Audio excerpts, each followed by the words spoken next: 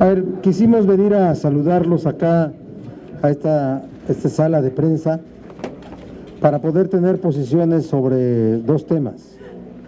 Primero es que el senador Luis Humberto Fernández nos cuente de lo que ha encontrado, de verdad, cosas muy interesantes que está encontrando sobre la ilegal estancia de Donald Trump en México.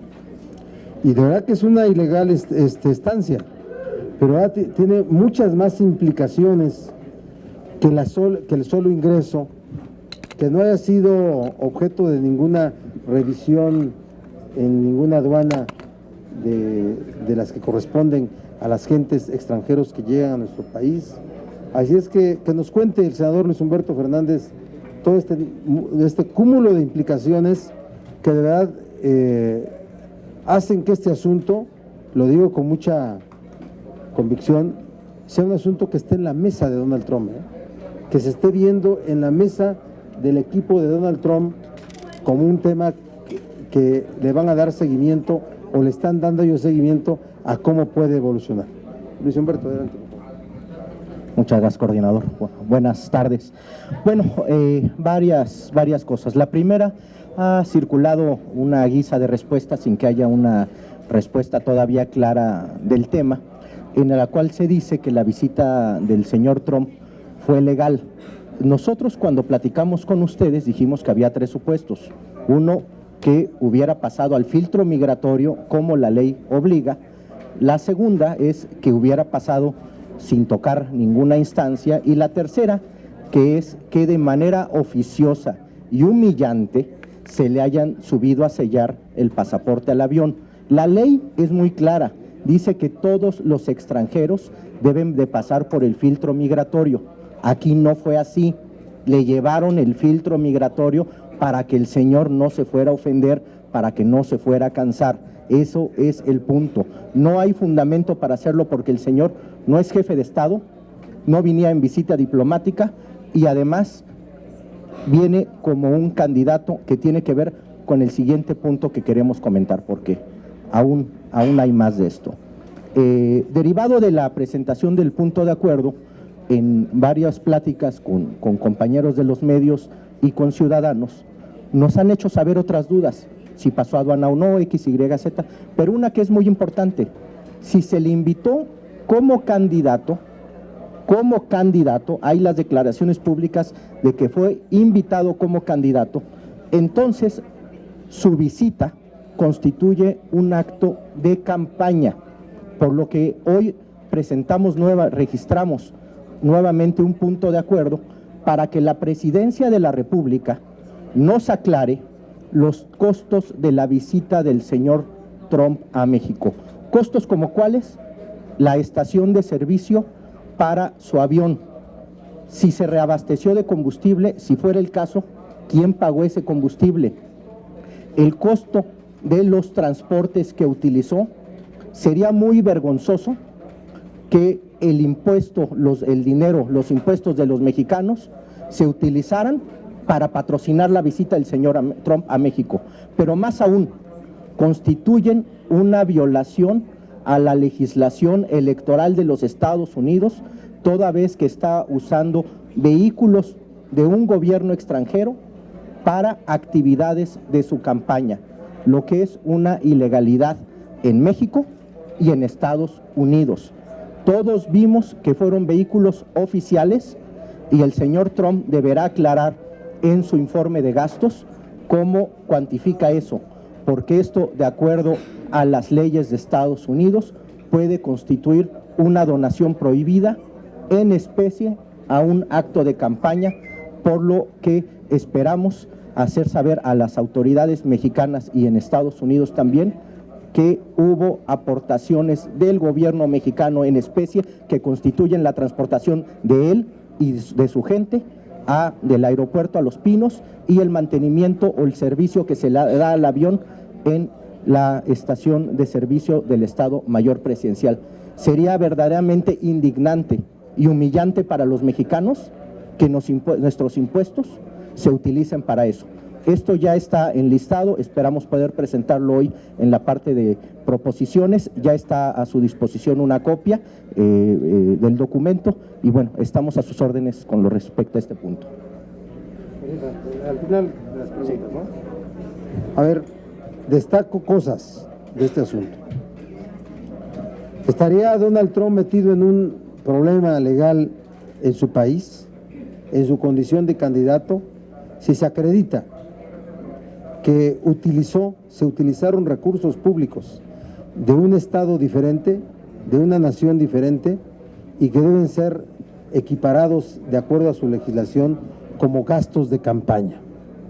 Esto que empezó como un asunto que el senador Luis Humberto Fernández desprendió de la bajada del avión en el que él llega a México y la subida al helicóptero para ser trasladado a Los Pinos, ha tenido una serie de circunstancias que van revelándose a cada momento. Ya hay comunicación de nosotros, del senador Luis Humberto Fernández, con autoridades de Estados Unidos en México. Hay comunicación del senador Luis Humberto Fernández con gente que le interesa el tema de Estados Unidos. Así es que es un asunto que de verdad es un hecho noticioso que les invito a compartir.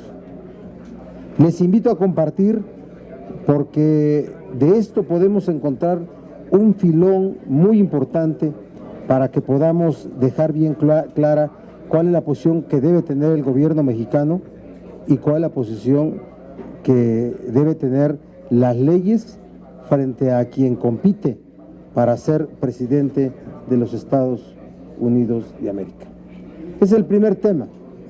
Segundo tema, el grupo parlamentario del PRD por mi conducto ha presentado una iniciativa para eliminar el fuero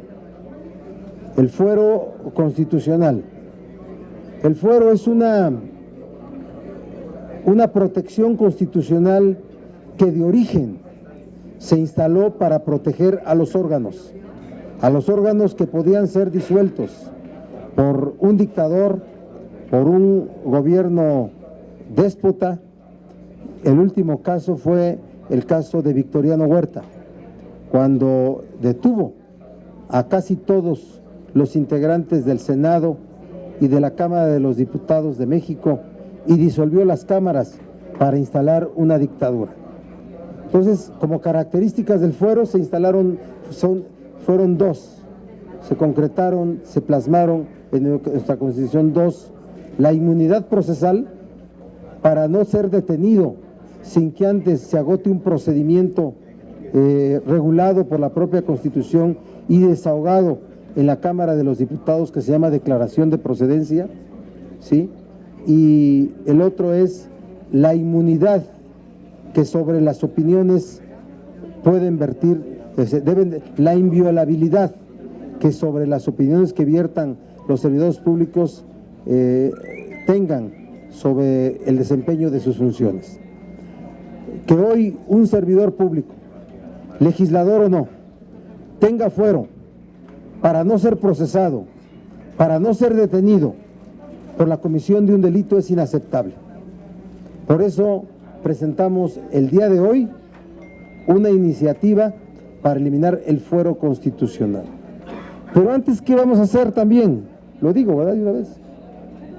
Vamos a renunciar al fuero las y los senadores del PRD, y como seguramente nos va a contestar la Cámara que es un asunto irrenunciable, vamos a litigar ese asunto ante la Suprema Corte para poder crear un precedente de que sí es posible renunciar al fuero constitucional. Es uno de los llamados litigios estratégicos que vamos a desarrollar desde el grupo parlamentario del Senado de la República. Esta iniciativa es la primera de la agenda pendiente, de la agenda que tenemos pendiente en materia de combate a la corrupción. La agenda pendiente tiene que ver primero con la eliminación del fuero. Después tenemos que modificar todo el sistema de responsabilidades.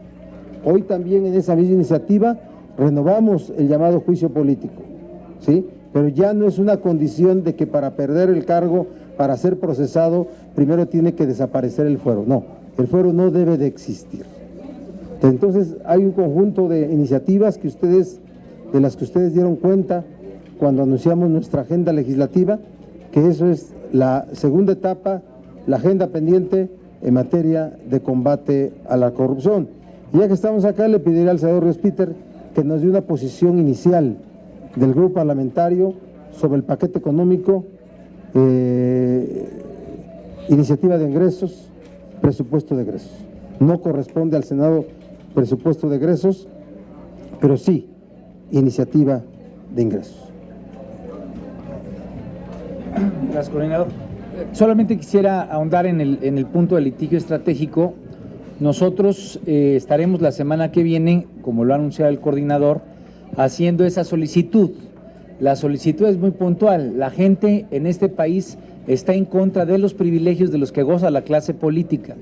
El fuero ya le causa daño a la imagen que tienen políticos y políticas, legisladores y legisladoras, de tal manera que el planteamiento será muy puntual, hacer llegar la solicitud de que se quite, pues, dicho fuero que constitucionalmente está establecido a todas las legisladoras y los legisladores del Partido de la Revolución Democrática, y obviamente estaremos dándole a los medios a conocer cuáles son las distintas reacciones que se van generando por parte de los cuerpos colegiados. En este caso hay que pedirle al Senado que lo quite. Habremos de ver qué es lo que nos responde, y obviamente la intención es llegar hasta la Suprema Corte de Justicia para que nosotros, como un derecho personal que está establecido en la Constitución, quede muy claro que estamos quitando algo que nos contamina en términos de imagen frente a los ciudadanos y las ciudadanas del país. En el tema del presupuesto y obviamente la ley de ingresos, el paquete fiscal es un paquete que viene con un recorte muy fuerte. Hemos sido muy críticos desde el mismo día en que fue presentado. Estamos hablando de 239,000 millones de pesos que le son recortadas a distintas áreas, pero en los cuales hay una enorme desproporción. Mientras que hay, por ejemplo, un recorte de más de 30,000 millones de pesos a las áreas de educación o de 10,000 millones de pesos a las áreas de salud, el Poder Legislativo no se le toca ningún pelo. Se mantiene, de hecho, el incremento al presupuesto con base el incremento de la inflación. Es algo que nosotros criticamos. Nos parece que así como se está revisando distintas áreas, pues no debiera de afectarse a aquellos presupuestos que significan bienestar para las familias, vuelvo a decir, educación y salud, y que por otro lado al Poder Legislativo se le deje exactamente el mismo recurso. Estamos en contra de este planteamiento, igual como estamos en contra de que se incremente de manera importante, no solamente con respecto a la inflación, sino que se le suba el presupuesto casi un 14% al Poder Judicial. Es algo que nosotros rechazamos. Obviamente, la forma en la que funcionan los egresos es que primero se tiene que discutir el paquete de ingresos, y nosotros no firmaremos o no aprobaremos ningún paquete de ingresos que mantenga esa visión de parte del Poder Ejecutivo. Y hay una cuestión que es muy significativa. Hay un presupuesto de capitalidad que ha sido eliminado totalmente, y creo que es muy importante subrayar que como base de los acuerdos de hace 3 años, cuando se aprobó la reforma hacendaria, era una de las columnas vertebrales el Fondo de Capitalidad. No es solamente una venia o un acto gracioso de parte de la Secretaría de Hacienda para con la capital del país. El Fondo de Capitalidad significa recursos que puedan ser invertidos en infraestructura, en desarrollo, en bienestar de una ciudad capital, pues que recibe prácticamente 2 o 3 veces la población que tiene, lo que significa la necesidad de mejores servicios, de mejores bienes públicos. De tal manera que un planteamiento de salida será ese. Rechazamos que los poderes legislativo y judicial se mantengan con incrementos y que por otro lado se busque recortarle a educación y a salud. Si hubiera preguntas, con mucho gusto de los temas. Jessica Murillo, por favor. Buenas tardes. Preguntarle si pudieran ampliar cómo es que llegaría esto a la Corte, pedir que se fije el derecho constitucional. Contéstalo tú. Y la otra sobre el tema justo del recorte. El secretario de Hacienda dice que ya no hay más margen para hacer recortes. Más recortes no. ¿Por qué recortes en ciertas áreas y no en las otras donde sí debiera haber ese tipo de decisiones. Bueno, ¿saben si para el Senado también van a pedir que no haya mayor presupuesto? Hay una propuesta de 19% más, el periodismo parlamentario está en contra de esto. Sí, por supuesto que nosotros estamos en contra. Digamos, si es un presupuesto que viene muy justo, porque este gobierno ha gastado mal en los últimos 3 años y porque ha habido pues una importante cantidad de recursos que no se sabe dónde están. Estamos hablando de un 50.5% de déficit público, es uno de los contextos más elevados que hemos tenido desde el 93. Recordemos que el 93 fue el preámbulo de la crisis, de la famosa crisis del error de diciembre. Entonces, es importante ver los datos y tenemos que actuar con toda seriedad y con toda responsabilidad. Si es que no se incrementan los ingresos, que es una posición a la que por lo pronto ha rehusado el Poder Ejecutivo, ya veremos qué es lo que plantean los diputados, pues él trae una serie de recortes de acuerdo a sus intereses. Y es realmente preocupante que el interés de un gobierno que ha cacareado en todo momento una reforma educativa, donde hay una solicitud de préstamos de casi 50,000 millones de pesos, pues de golpe y porrazo te traiga 36,000 millones de pesos de recorte en educación. No hace sentido.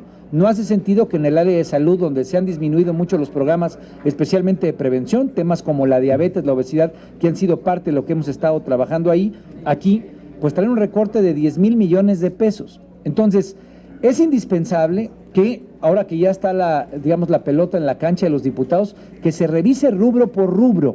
Y es facultad de la Cámara de Diputados el poder revisar en dónde se plantean recortes que no deberían de ser. A mí me parece que la Secretaría de Hacienda no debería rehusar a esta posibilidad. Y yo creo que lo que plantea el secretario Meade es incompleto. Él ya hizo su parte, él ya planteó la visión y ahora son los diputados y las diputadas quienes tienen que revisar en dónde, si fuera posible recortar, que haya grasa, que haya, un gasto superfluo, gasto corriente, pues revisarlo.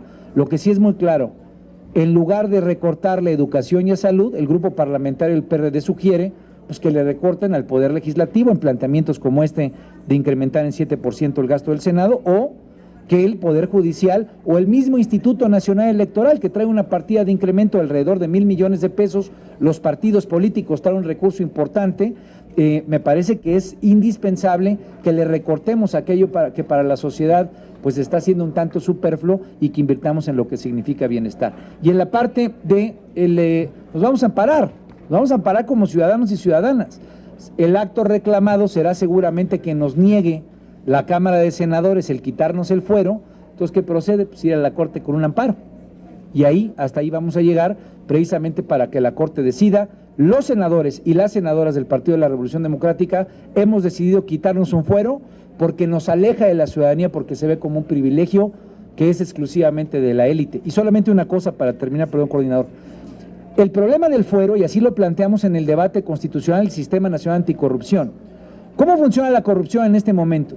Se utilizan recursos que muchas veces son ilícitos o que vienen de privados, que después, son un poco el mérito de esos financiadores para recibir apoyos, prebendas, para recibir obra pública. ¿Y cuál es el premio que recibe alguien que hace competencia política, competencia electoral, precisamente a través de estos medios de corrupción? Pues un fuero, ya sea para ser diputado, ya sea para ser senador, ya sea para ser presidente de la República o para ser gobernador o presidente municipal. Por eso el circuito estará incompleto si no eliminamos el fuero, y por eso estamos renunciando a él. Yo quiero hacer una calificación al paquete económico. Es una provocación. No es un paquete que se haya sido enviado a sabiendas de que así iba a ser votado o aprobado. Es una provocación. Así como está, a ver, nosotros tenemos una posición que no hemos definido como grupo y que la teníamos perfectamente clara antes de la presentación del paquete económico. La proclividad mayor de votar en contra del paquete económico. Hoy, como se presenta, sin duda que es en contra. Sin duda que es en contra. El voto del PRD será en contra del paquete económico si no se rediseña de manera general tanto la propuesta de ley de ingresos como presupuesto de egresos. Así de simple. Es un anuncio que queremos hacer también para que quede claro. Tal parece que puede pensarse que la puesta en ceros del fondo de capitalidad es la condición que le ponen al PRD para votar a favor. No, no es esa, porque eso tiene otro origen. Ese tiene otro origen. No es un asunto que hay que negociar, es un derecho de los capitalinos. Así es una forma de negociar con el PRD, devolver el monto del fondo de capitalidad. Con el fondo de capitalidad que tiene que regresar, aún así el PRD en este momento tendría una posición en contra del paquete económico. Se los digo como precisión de este asunto. Por eso calificamos a la propuesta como un acto de provocación. Lo que el secretario de Hacienda que diseñó este paquete, que fue el anterior, fue elaborar un acto de provocación, no sé con qué propósitos, para sentir que puede atraer el voto condicionado. No, nunca condicionado, nunca a cambio de nada. ¿De acuerdo? ¿Alguien más? Andrea Becerril, por favor. Andrea. Era una parte sobre el fondo de capitalidad. Ya lo explicó, solamente qué representa para la ciudad. Preguntarles también las posibilidades reales de que se pudiera probar que Trump fue subvencionado en su visita a México. Bueno, lo del fondo de capitalidad, ustedes saben cuál es el origen. Antes de que existiera, antes de que se apareciera en las reformas que aprobamos nosotros en el 2013, 13 y 14, ¿me explico? Era una negociación que siempre se había hecho con el gobierno de la ciudad en la Cámara de los Diputados. Una cantidad de recursos para llevar a cabo obras de infraestructura. Y siempre el reclamo de la ciudad de que siendo ciudad capital erogaba muchos recursos por ser la capital del país y se le llamó fondo de capitalidad. ¿Me explico? El fondo de capitalidad es una realidad que hay que resolver en la Ciudad de México porque atiende todo tipo de circunstancias derivadas de esta condición de ser la capital del país. Lo demás también son obras de infraestructura, ¿eh? También la ciudad capital, como los estados, desarrollan obras de infraestructura con recursos federales. Y no se trata de una negociación que tenga que ser de manera oculta, no, de manera abierta, de manera abierta. Así es que nosotros vamos a estar así como estamos, les repito, nuestra posición de arranque es votar en contra, salvo el rediseño de ley de ingresos, de presupuesto de egresos y todo el paquete económico, tendríamos consideraciones, pero que no se hable que nosotros por el fondo de capitalidad haríamos una reconvención del sentido de nuestro voto. Y el otro tema, como es del origen y el olfato de Luis Humberto Fernández, que lo conteste Luis Humberto Fernández. Gracias. Bueno, nosotros no estamos prejuzgando, simplemente son preguntas que son pertinentes y son importantes por lo menos para nosotros. Lo que te puedo decir es que como mexicano y como senador, creo que todos vimos vehículos con marcas oficiales y creo que merecemos una explicación. Ese es el punto. Lo que estamos buscando es simplemente cuál es la realidad y si el gobierno mexicano patrocinó en especie de alguna forma la actividad del señor Trump. No lo estamos prejuzgando, esperamos y honestamente como mexicano y como senador me gustaría y me encantaría que tuviéramos una explicación satisfactoria y una satisfacción que salve la dignidad, porque si vamos a reconocer que por tenerle la cortesía le pagamos todo porque iba a venir el señor, pues sería muy vergonzoso. No prejuzgamos, esperemos la información, esperemos una explicación creíble, una explicación sensata y esperemos ver qué verdad tienen que compartirnos la Presidencia de la República sobre esta visita. En caso de comprobarse, ¿qué implicaciones tendrá esto? ¿A quién se le comparte sus autoridades? ¿A la canciller? ¿A la Comisión de Migraciones? Mira, no hay que adelantar vísperas. O sea, esto de probarse constituye una violación a la legislación de Estados Unidos y también una aplicación indebida de recursos por parte de México, porque si se invitó a un ciudadano, él no es diplomático, Él no es alto funcionario. Si se le invitó como candidato y se le pagó como candidato, es un delito electoral allá. Pero aquí sería tanto como si el presidente invitara a un amigo de Estados Unidos y le recibiera y le diera todas las facilidades y lo trasladara en helicóptero, lo que también sería una falta. ¿Por qué usar el dinero de los mexicanos, el uso de recursos públicos, para atraer a una persona que ha expresado esas opiniones? Habría que ver el proceso administrativo por la parte mexicana y el proceso electoral. Hay que recordar que los candidatos deben de presentar con regularidad sus cuentas. Vamos a ver el señor Trump cómo explica cómo explica la utilización de esos recursos, porque él también lo tiene que aclarar allá. A ver, ¿fue un acto de campaña, sí o no? Para Donald Trump, su visita y su encuentro con el presidente Peña, ¿fue un acto de campaña?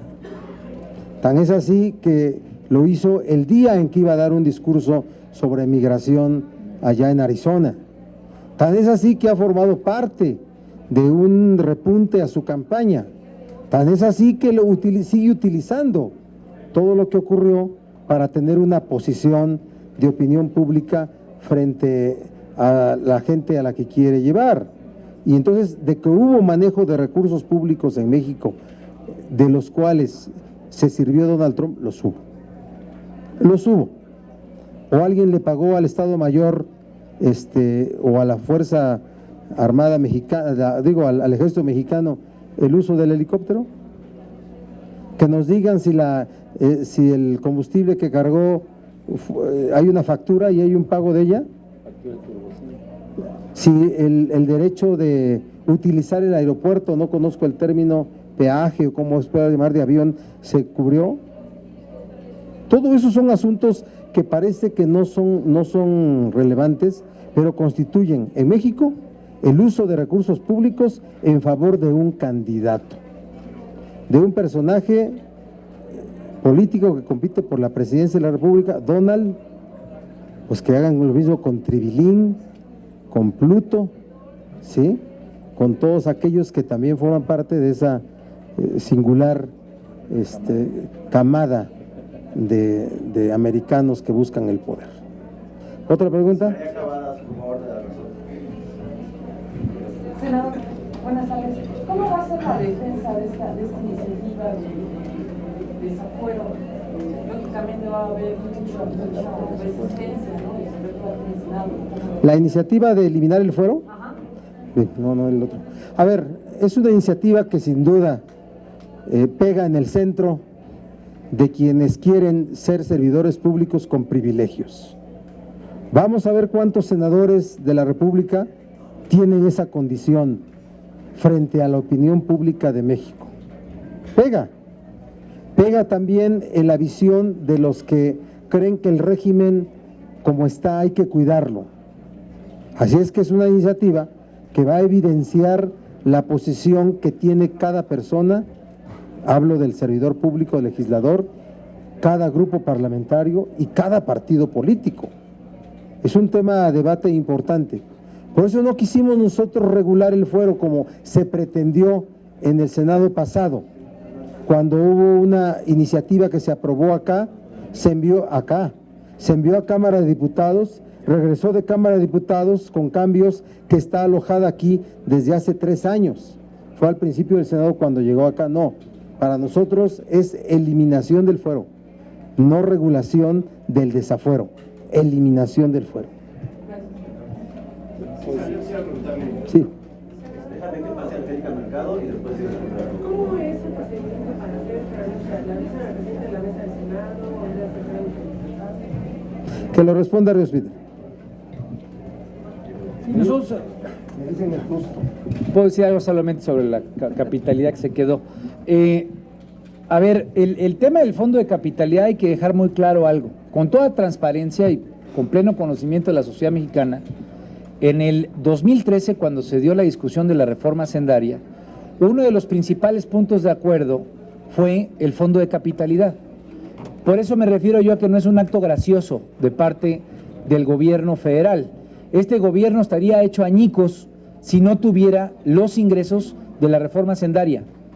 una plataforma de alrededor, digamos, una caída como la que tiene la plataforma del petróleo y una caída en el precio como la que hemos tenido en los últimos años, haría inviable el acto de gobierno si no existiera una reforma hacendaria. Pero fue precisamente el fondo de capitalidad uno de los elementos más importantes del gran acuerdo político al que se llegó. De tal manera que lo que está haciendo el gobierno federal al ponerlo en ceros es traicionar lo que fue un acuerdo transparente y a todas luces, repito, de conocimiento de la sociedad. Eso en cuanto al tema de capitalidad. Segundo, nosotros lo que estamos planteando, y para eso tenemos un equipo de abogados que nos están ayudando, es vamos a hacer la solicitud tal cual. La Constitución establece que nosotros por tener, digamos, un puesto como legisladores, tenemos un fuero que es el que nos acredita la Constitución, pero estamos en contra de mantener eso. Estamos en contra de mantenerlo porque se identifica como un privilegio, repito, que aleja a los ciudadanos del sentir cotidiano respecto a la cercanía que tenemos que tener. Y más aún, y por eso es parte de las leyes que van, digamos, a complementar lo que es el Sistema Nacional Anticorrupción, hoy se ha vuelto el gran premio para los corruptos, para los que usan dinero en las campañas, que financian los empresarios o que a veces inclusive vienen de actividades del crimen organizado. ¿Qué es lo que gana alguien que gana una elección? Pues inmediatamente es un fuero. Entonces, ¿qué es lo que vamos a hacer nosotros? Una solicitud por escrito a la mesa directiva del Senado de la República. Entonces le vamos a plantear que no queremos mantener ese fuero. ¿Qué es lo más seguro que ocurrirá? Pues que nos va a contestar que no puede, que no tiene elementos, que no tiene capacidad de hacerlo. Entonces lo que iremos será directamente a la Suprema para pedir, bueno, primero al circuito, ¿no? Primero iremos, digamos, a los magistrados de circuito y después seguramente a la Suprema Corte en virtud de un amparo en el que pedíamos este acto, que es el acto reclamado. No queremos que se mantenga porque nos daña en términos de la imagen el tener el fuero. Hay quienes, algunos empresarios, están proponiendo que haya más recortes que se ha anunciado.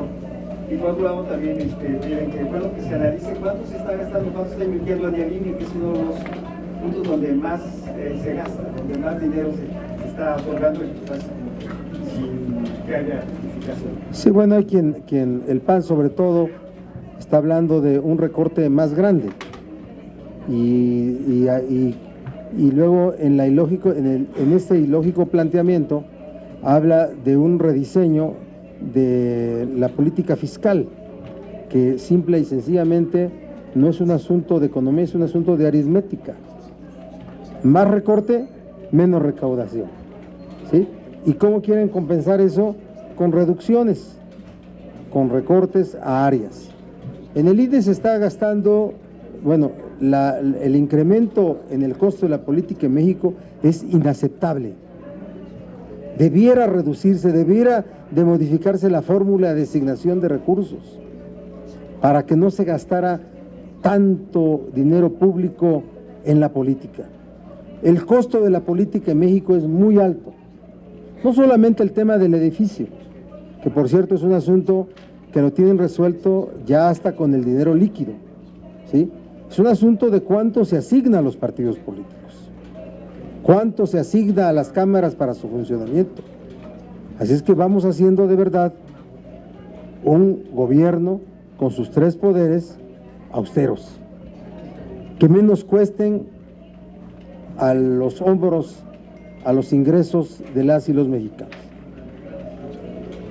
¿Alguien más? Otro tema, Jorge Franco. Senadores, buenas tardes. Yo quisiera preguntarles acerca de la Asamblea Constituyente.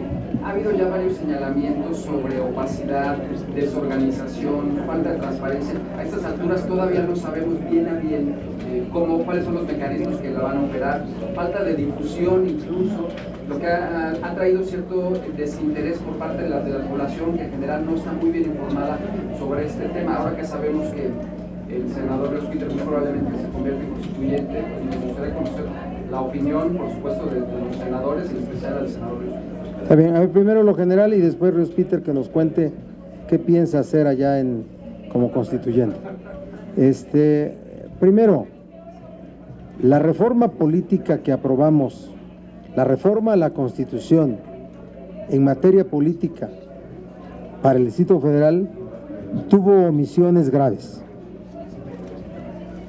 Debió haberse en los artículos transitorios establecido reglas claras cómo operar la instalación de la Asamblea Constituyente.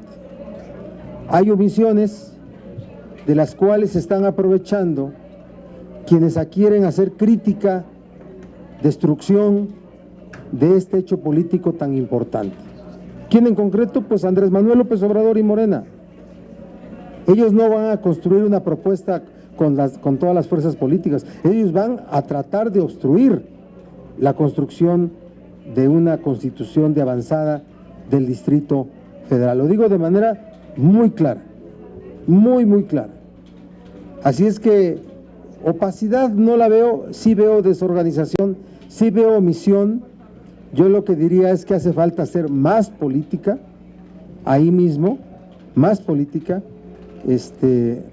Si hay 5 decanos perfectamente identificados, ¿por qué no se reunieron los decanos? ¿O por qué no reunieron a los decanos para que a partir de esa reunión hubieran surgido todos los acuerdos relacionados con la instalación? Esta mesa provisional de decanos tendrá que resolver la instalación de la asamblea. Solo eso. Dicen que inclusive la interpretación está llevando a que resuelva también el reglamento para poder elegir la mesa directiva, que no quedó definida de cuántos integrantes sería. Omisión que pudimos desde la reforma política haber resuelto y previsto. Por eso digo que hubo omisiones que han llevado a este tipo de condiciones, pero todas perfectamente de resolución, perfectamente objeto de resolución. Hoy en la mañana el grupo parlamentario por primera vez votó en favor de manera muy abundante del senador Ruiz Peter. Mi respeto para Luis Humberto Fernández, que también aspiró a ser constituyente, pero lo resolvimos de manera muy bien, ¿verdad, Luis Humberto? Sí, y entonces quedamos ya muy bien y vamos a esperar que ahora el PRI y el PAN no se quieran volver a meter en resolver nuestras decisiones, como ocurrió en la última sesión del periodo ordinario del año legislativo anterior. A ver, Ruspita, cuéntanos algo de la Constitución. Bueno, sin duda alguna hay con preocupación señales, especialmente de integrantes de Morena, de que querrán llegar a colapsar un proceso que puede ser un proceso histórico en favor de la gente.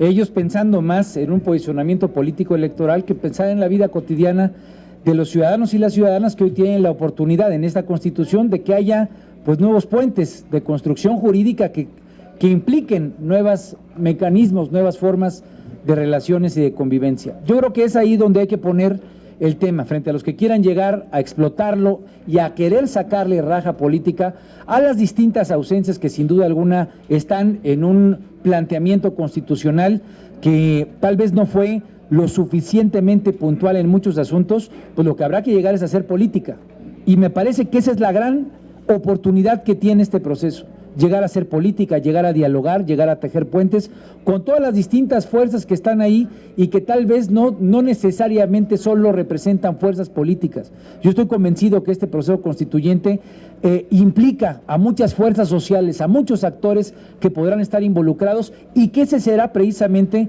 el principal mandato que tendrán quienes estén ahí representando. Esos 100 constituyentes, hombres y mujeres, tendrán que ver la oportunidad de abrir la puerta, de escuchar a los ciudadanos y de quitarse, digamos, las casacas partidistas, las casacas electorales o preelectorales, y poner en la Constitución de la Ciudad de México pues lo que aspiran los hombres y las mujeres, los niños, los adultos mayores que vivimos aquí, que es una mejor condición de bienestar para la ciudad capital y obviamente proyectar esto para el país. Nuestra última pregunta, Verónica Méndez, de W Radio. Verónica, dinos. En virtud de que va en una segunda ronda a buscar los votos, ¿verdad? Porque usted ya había sido rechazado. ¿Qué puede usted aportar a este ejercicio tan importante para la Constitución de la Ciudad de México? ¿Por qué quiere ser usted constituyente, verdad? Para otra vez por los votos de la Asamblea. ¿Qué le mueve, pues? Usted que es de ¿Por qué lado podríamos esperar su aportación legislativa? Pues es una gran pregunta, especialmente pensando que estamos a punto de cumplir 203 años de los sentimientos de la nación. Yo veo que, y lo contesto, digamos, como un orgulloso guerrerense, de que el proceso de la Constitución de la Ciudad de México no solamente es una oportunidad para la ciudad capital, es una oportunidad para que el país se reencuentre en tantas cuestiones en las que se ha perdido. Hemos tenido cambios y cambios y cambios de la Constitución política de los Estados Unidos mexicanos que han hecho que sea un producto legislativo que no le dé coherencia y que no le dé cercanía a la gente. Esa es la principal oportunidad que tiene el constituyente de la Ciudad de México. Y tiene la oportunidad no solamente de poner a los ciudadanos y a las ciudadanas, cuando digo yo, a quienes vivimos aquí, yo he sido legislador sin duda alguna de mi estado natal, pero he vivido 37, 38 años en la Ciudad de México. Lo que quiero decir con esto es que es una gran oportunidad, sin duda alguna, para poner a los ciudadanos que durante años estuvieron, 200 años, estuvieron condenados a ser ciudadanos de segunda, hoy a ser ciudadanos de primera, pero proyectar nuevas formas de administración entre órdenes de gobierno, nuevas formas de concebir los derechos humanos en la vida cotidiana, no solamente como un escenario que esté escrito muchas veces y que no se aplique, que no se termine consolidando y configurando como un mayor bienestar para la gente que habita aquí.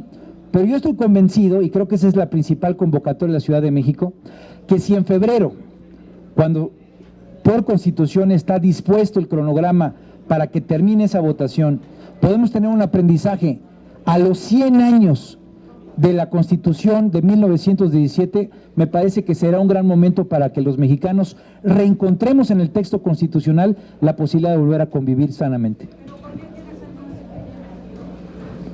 ¿Lo que dije no valió? Bueno, es un honor tener la oportunidad histórica, he sido legislador, me gusta ser legislador, me gusta hacer la ley, me gusta el espíritu de la ley y me gusta que la ley se redacte bien, que la gente crea en la ley, que la gente aprecie la ley y que la gente siga la ley. Son tres temas que hoy no existen en el país. Son desafortunadamente tres de las principales deficiencias que hoy tenemos en nuestra sociedad, de tal manera que es un gran honor tener la oportunidad de hacer una ley que la gente pueda leer y que la gente quiera. Déjame decirte algo, Verónica. El modelo de constituyente fue una condición que puso el PAN y el PRI para que hubiera reforma política del Distrito Federal. La posición de nosotros era todos electos, pero el PAN y el PRI, que sentían que no tenían una representación política suficiente, fueron los que pusieron esa condición. Eso es la historia.